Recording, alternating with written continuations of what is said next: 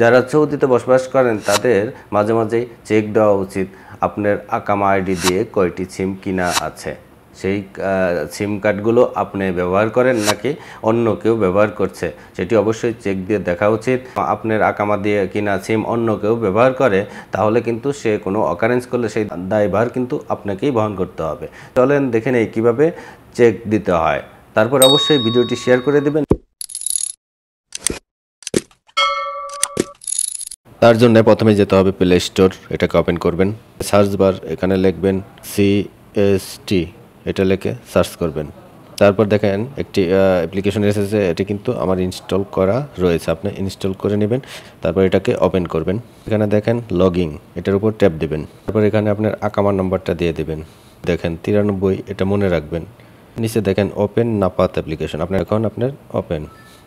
তারপর এখানে অ্যাকসেপ্ট, তারপর ওখানে দেখছিলাম কত 93, এই 93টা সিলেক্ট করে দিলাম। এখন আপনার নাপাদের যে পিন রয়েছে সেটা অবশ্যই দেবেন, আমারটা দিয়ে দিলাম।